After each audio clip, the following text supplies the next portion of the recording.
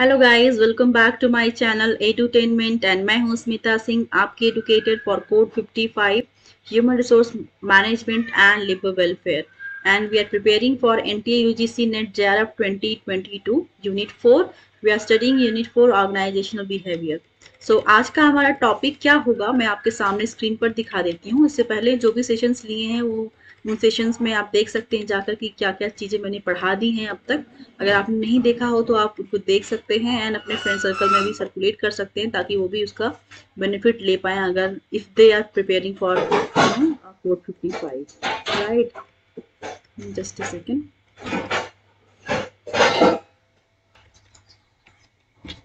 Type A personality को देखेंगे हम। Type A personality is aggressively involve in a chronic incessant struggle to achieve more and more in less and less time, and if required to do so against the opposing efforts of other things or other persons.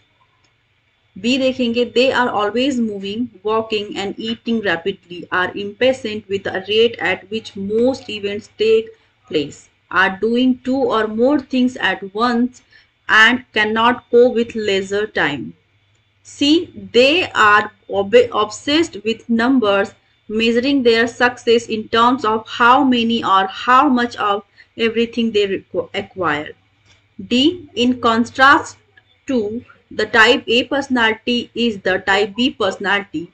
Type B is never suffer from a sense of time urgency with its accompanying impatience. F, type A is operate under moderate to high level of stress. Type B is plays for fun and relaxation rather than exhibit their superiority at any cost.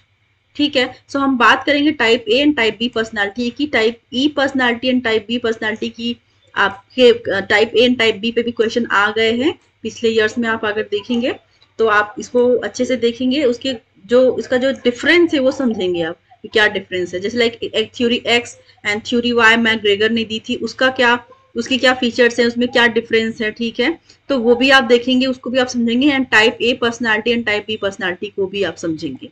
Right, अच्छे से, ताकि आप exam में confuse ना हो। Right, सो आप देख रहे हैं type A personality is aggressively involve in chronic incessant struggle to achieve more and more in less and less time. So जो टाइप ए पर्सनालिटी होती है, जो टाइप ए पीपल होते हैं, वो किस नेचर के होते हैं? वो उनका नेचर क्या होता है कि they are incessant struggle to achieve more and more in less and less time. ठीक है, तो वो चाहते हैं, वो इम्पेशेंट पर्सन होते हैं। ठीक है, वो ऐसे पर्सन होते हैं कि जो लाइफ में बहुत ज्यादा, बहुत अच्छा, बहुत कुछ कर देना चाहते हैं बहुत ही शॉर्ट स्पैन ऑफ टाइम में, शॉर्ट टाइम पीरियड में वो कुछ अच्छा करने की कोशिश करते हैं। इवन उनको ये इतने इम्पेशेंट होते हैं कि वो चाहते हैं कि मतलब जो चीजें आप, कुछ लोग होते हैं ना कि कुछ चीजें सालों लग जाती हैं आपको अचीव करने के लिए, लेकिन वो चाहते हैं कि नहीं, ठीक है, वो इतने अग्रेसिव होते हैं उस चीज को करने के लिए कि वो उस चीज को मतलब चाहेंगे कि जो चीजें 10 साल में आप कर सकते हैं उसको आप 1 साल या 2 साल में करके दिखाए।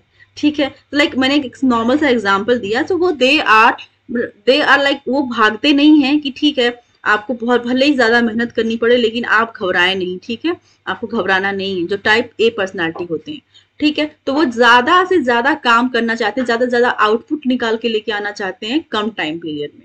If required to do so against the opposing efforts of other things और अदर पर्सन, अगर उनको लगे कि उस चीज के लिए उनको दूसरों से फाइट करनी पड़ रही है, अपोज करना पड़ रहा है, तो करते हैं, लेकिन वो अपने काम को पूरे अग्रेशन के साथ साथ लाइक ज्यादा से ज्यादा करने की कोशिश करते हैं कम टाइम पीरियड में। राइट, बी देखेंगे, they are always moving, walking and eating rapidly. उनका जो नेचर होता है वो हमेशा, क्योंकि फास्ट नेचर होते हैं तो वो हमेशा हर चीज को लाइक फास्ट करने की कोशिश करेंगे, फास्ट करेंगे, हर चीज को करेंगे, वॉक भी करेंगे तो फास्ट करेंगे, ईट करेंगे भी तो जल्दी जल्दी खाएंगे, लाइक उस टाइप के नेचर के होते हैं वो।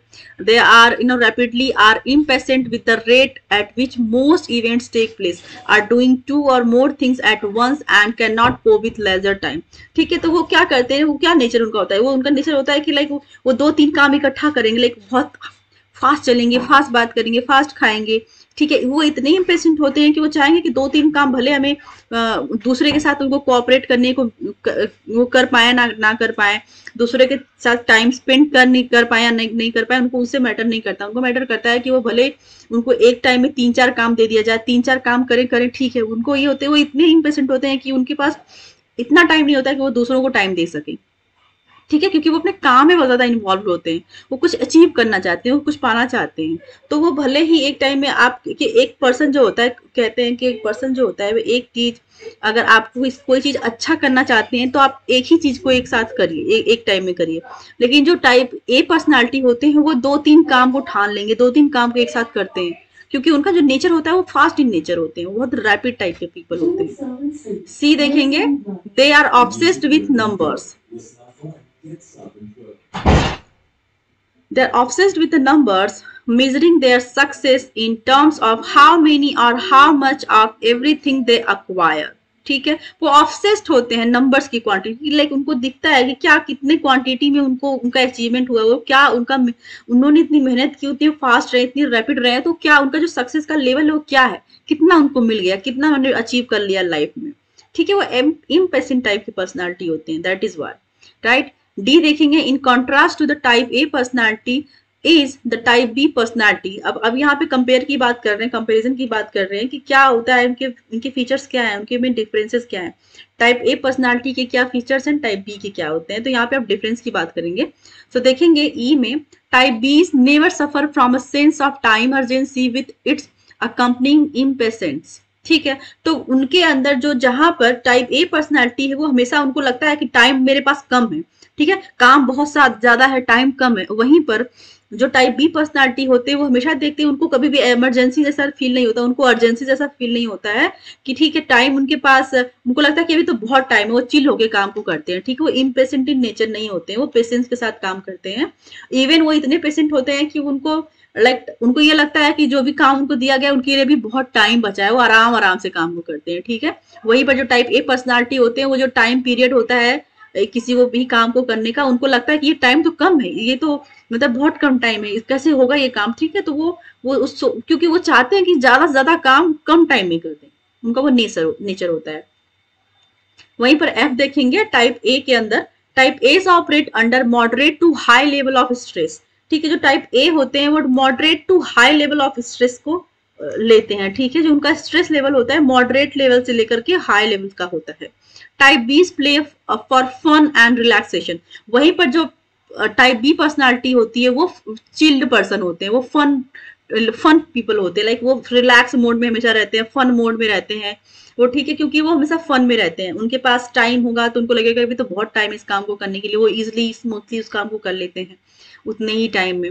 वहीं पर टाइप ए पर्सनालिटी को लगता है कि नहीं, ये जो टाइम मिला है उसमें तो बहुत अभी टाइम है ही नहीं, ये तो बहुत कम टाइम है, क्योंकि उनको कुछ ज्यादा जो काम है एक स्पेसिफिक टाइम पीरियड में करना होता है, वो उनको लगता है कि उस टाइम में मैं कुछ और कर सकता हूँ, वो कुछ और एक्स्ट्रा करने की कोशिश कर रहे होते हैं। दैट इज वाई उनको हमेशा टाइम की कमी लगती है, राइट। और टाइप बी को, क्योंकि वो एक टाइम में एक काम को करते हैं, बहुत ज्यादा हरी में नहीं रहते हैं, बहुत ज्यादा इम्पेशेंट नहीं है, तो वो उस काम को लगता है कि अभी तो बहुत टाइम है, और रिलैक्स मोड में रहते हैं, फन मोड में रहते हैं। ठीक है, और जो टाइप ए का जो स्ट्रेस लेवल होता है वो मॉडरेट लेवल से हाई लेवल का, क्योंकि वो अब ऑब्वियस सी बात है, कोई भी पर्सन जब एक टाइम पीरियड में ज्यादा काम करने की कोशिश करेगा तो उसको लगेगा कि टाइम कम है, उस चीज के लिए वो स्ट्रेस लेगा वो। ठीक है, तो उसका जो लेवल होता है कभी कभी तो मॉडरेट से हाई लेवल तक भी पहुंच जाता है। टाइप बी वहीं पर रिलैक्स मोड में रहते हैं, rather than exhibit their superiority at any cost. ठीक है, वो सुपीरियोरिटी वाला नेचर भी नहीं होता है टाइप बी पर्सनालिटी में, वो चिल्ड पर्सन होते हैं कस, राइट।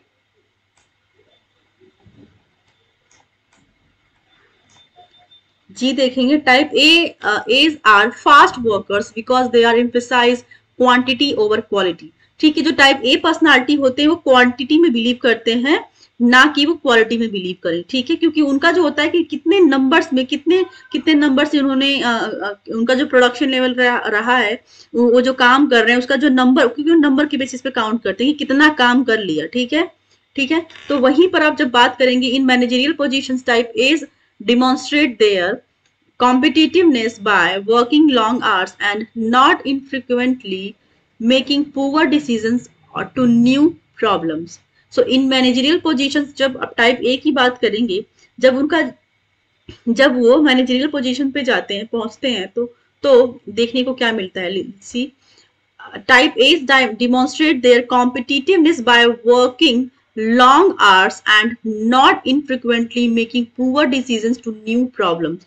ठीक है, तो उनका जो कंपटीशन होता है, कंपटीशन लेवल होता है, उनका जो कंपटीशन लेवल होता है कि वो लॉन्ग आवर्स तक काम करेंगे, ठीक है, ना कि infrequently making poor decisions to new problem, ठीक है। तो rather than making infrequent, like rather than making poor decisions in new problems, they take to they are competitive by working long hours, ठीक है। वो चाहते हैं कि भले ही ज्यादा टाइम लगेगा लेकिन उस काम को उनको खत्म करना है, ठीक है, काम को करना है भले ही थोड़ा लंबा टाइम लगे। जो टाइप ए पर्सनालिटी होते हैं, जब उनके अंदर मैनेजरियल पोजीशंस आती हैं, जब मैनेजरियल पोजीशन पे होते हैं वो, तो उनका क्या लेवल होता है, क्या डिमॉन्स्ट्रेशन होता है, तो वो क्या उनका नेचर होता है, किस तरह से वो कॉम्पिटिटिव होते हैं। कॉम्पिटिटिवनेस का जब आप लेवल देखेंगे वहां पर, तो आप देखेंगे कि वो वर्किंग जो आवर्स होते हैं वो लॉन्ग पीरियड के लिए काम करना पसंद करते हैं, लॉन्ग टाइम के लिए काम करना पसंद करते हैं। ये नहीं कि 9 घंटे का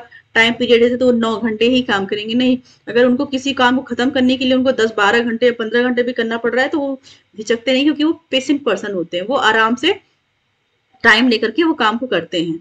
नॉट इनफ्रिक्वेंटली मेकिंग, उनको क्या लगता है, उनको लगता है कि एक गलत डिसीजन और खराब डिसीजन बनाने से अच्छा है कि आप उसी काम को अच्छे से करो, अच्छे से इन द सेंस कि लाइक टाइम लेकर के करो, भले टाइम ज्यादा लग रहा है उस चीज को करो, ठीक है।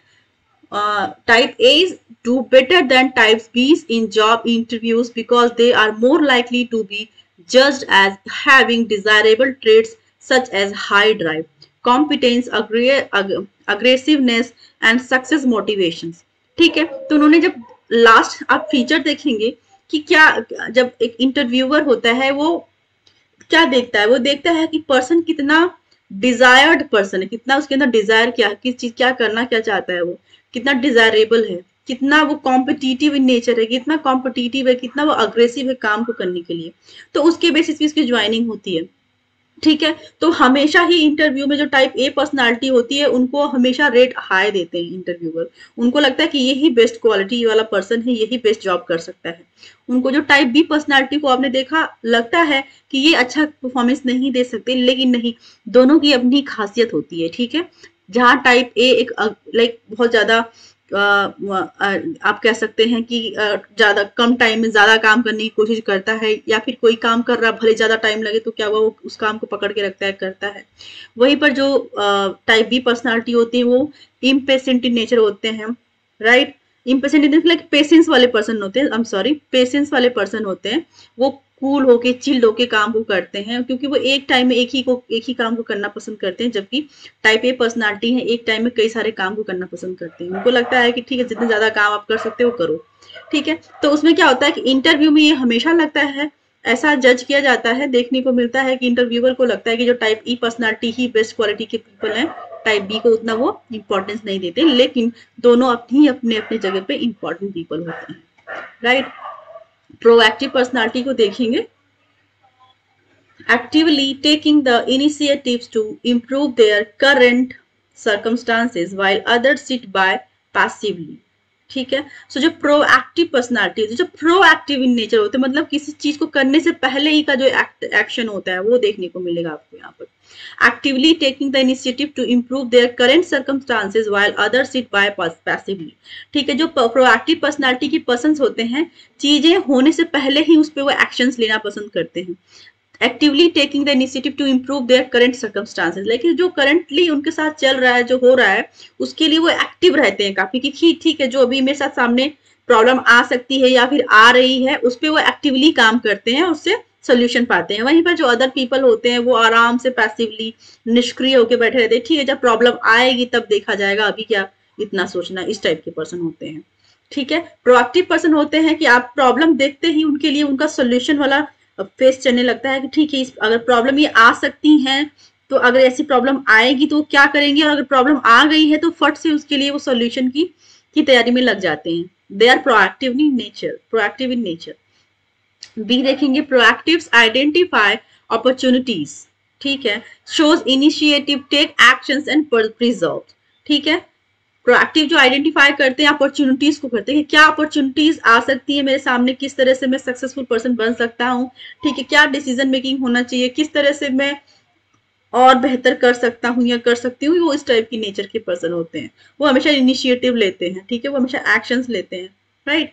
Create positive change in their environment, ठीक है। तो उस जो ये प्रोएक्टिव नेचर के पास पीपल होते हैं वो हमेशा क्रिएट करते हैं positive changes in the environment, अपने आसपास लोगों के लिए, अपने लिए, जो उनका जो एक जो कहते हैं ना कि एक कुछ लोग ऐसे भी होते हैं कि जो जहाँ पे होते हैं ना, कहीं पर भी रहे वो जिस टाइप के लोग होते हैं, सपोज आप एक अच्छे इंसान को मिलेंगे तो जहाँ पे भी जाएगा वो अच्छी चीज ही फैलाएगा, वहीं पर एक बुरे इंसान होगा वो जहाँ पे भी जाएगा बुरा चीज ही फैलाएगा, वो नेगेटिव बात ही करेगा। तो वही कहते हैं कि जो प्रोएक्टिव पर्सनालिटी के पीपल होते हैं वो हमेशा अपने एनवायरनमेंट को वैसे ही बना के रखते हैं, ठीक है, पॉजिटिव हमेशा बना के रखते हैं, पॉजिटिव चेंजेस के लिए बात करते हैं। तो ऑब्वियस ही बात है, वहाँ पे उसका एनवायरनमेंट, वहाँ पे आसपास के रहने वाले लोग, उनके पीयर्स, उनके घर के लोग मतलब वैसे ही रहेंगे, ठीक है, वैसा ही माहौल बना के रखते हैं, वैसा ही वो उनको आउटपुट भी मिलता है फिर वहां से।